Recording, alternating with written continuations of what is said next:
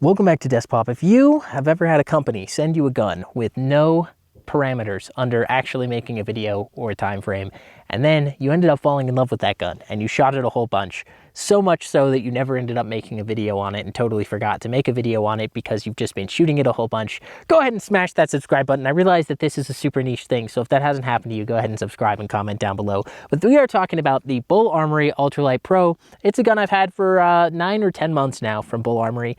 I've put well over 5,000 rounds through it and surprisingly have not filmed with it. And I think that is a testament to just how fun it is for me to shoot this and how much I really do like the firearm. And we're going to go over some of what I like about it and kind of give you the details of the gun should you consider one for your carry after I give you a Zuma Brand compilation, because I know you guys need that.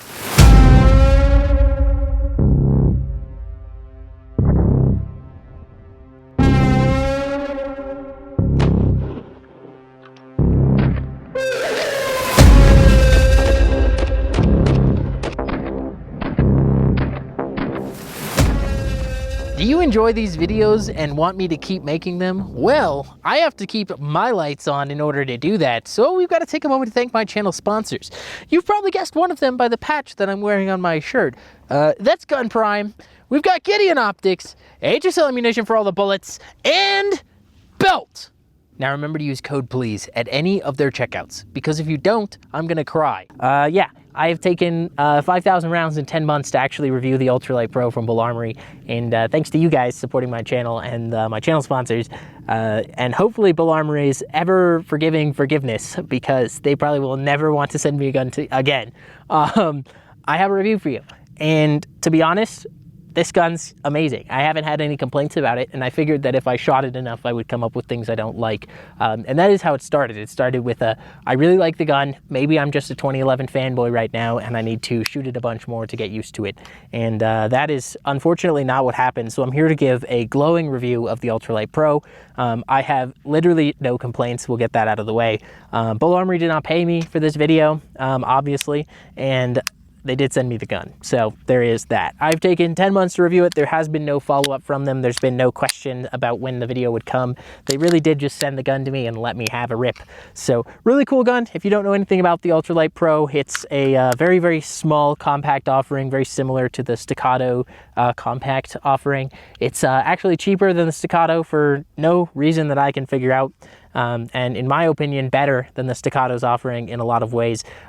It's almost unfair to compare it against Staccato, as if Staccato is like the top dog, because Buy Armory's been around longer than Staccato, and in many other countries other than the US, the Buy Armory mags have been the standard for firearms, and in the competition community, the Buy Armory guns are well respected and well used. So I will stop the comparison there against the Staccato C2, only because I don't think it's very fair to be like, oh, is it as good as a Staccato? It's every bit, you're choosing this or a Staccato.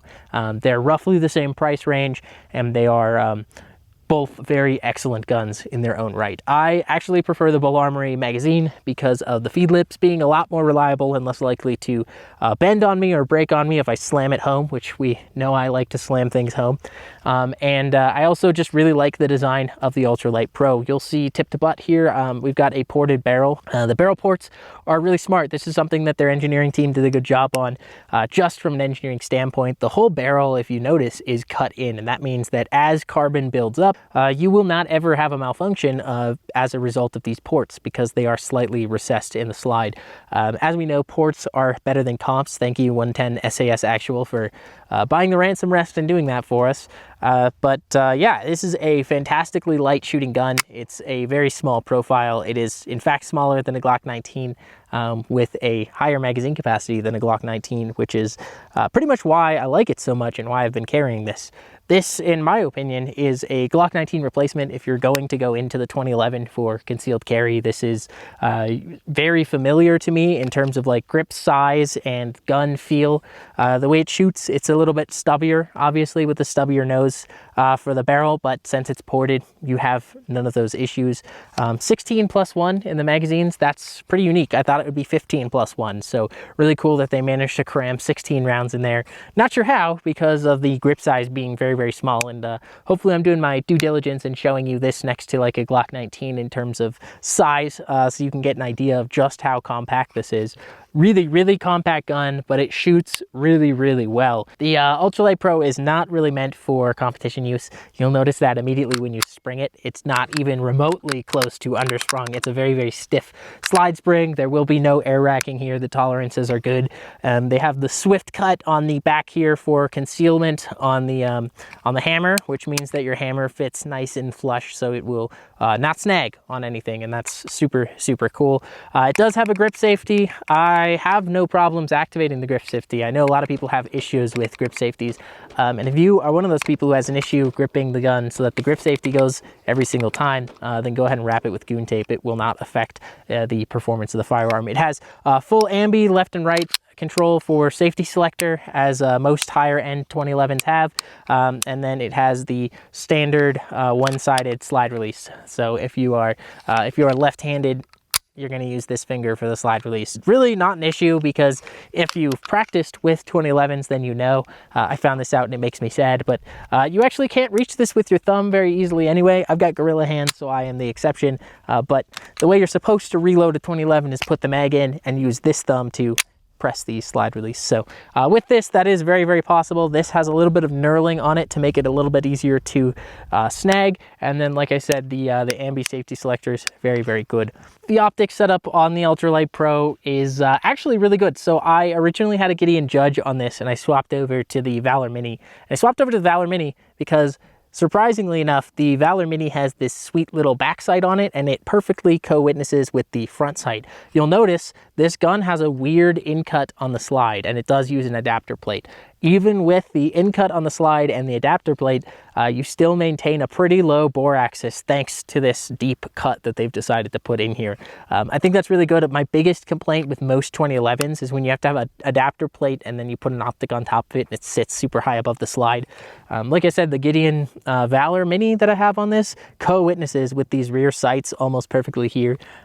Not inaccurate enough that I can't aim with it. So when I line these sights up and I shoot, it tends to hit exactly where I'm aiming, which is really good. I think that that's worth noting, because on so many 2011s you see the slide cut for an optic, and then it sits on a plate, and then that optic sits super high. So you maintain that nice low bore axis, which I really like when I shoot. The recoil impulse on this is extremely softened due to the ports in the barrel, which I would assume you guys know. And it's just not a heavy recoiling gun, even though it is extremely short and extremely portable. Now, I feel like I've talked for a bunch of times, so I'm going to give you one more little zoomer break, and then I'll get into my closing arguments.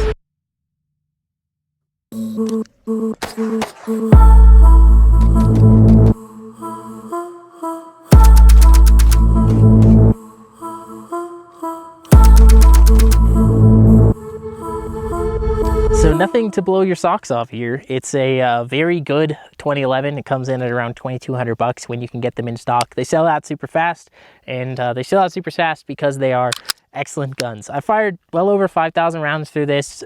Big shout out to Buy Armory for, like I said, they didn't hound me or anything.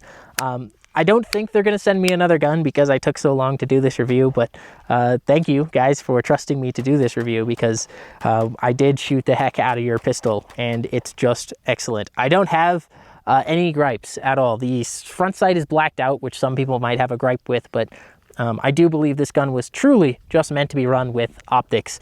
I think you were supposed to run it with a dot from the factory, so that's how I've been running it, and that's how I am. So for some people that might be an issue. It's got a blacked out front sight. You can swap those out, but this is truthfully just one of the most excellent firearms that I have, and it has now become my carry. I was a little concerned finding holster support for it, but when I went to go look, no problem. I found holsters for it right away, even light bearing holsters. So that is very helpful to note. So yeah, if you bought one 10 months ago and you were like, oh, I can't find holsters, they're out there now. It's very easy to find them. So that is that's pretty much it. I wish I had some bad things. I wish I had some complaints about the Ultralight Pro, but None, zero at all. And even in the dirt and grossness of Utah and dropping mags on the ground all day, we haven't had a single malfunction. If you know anything about Utah dirt, it sure does get in the magazines and get in the gun. I also buried it in rock while I was filming some B-roll shots, and it still just has kept cycling, no issues at all.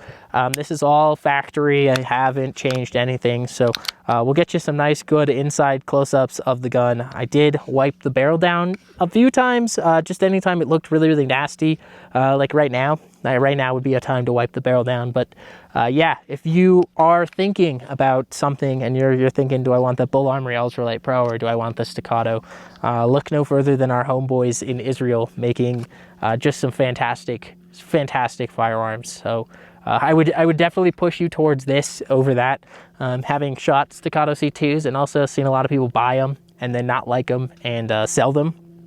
This is one where I don't think I've ever heard of anyone getting rid of theirs after they get one, and I know quite a few people now that have bought these, and having shot it myself, it has become my favorite carry gun. So I don't really have anything negative to say, and I wish I did.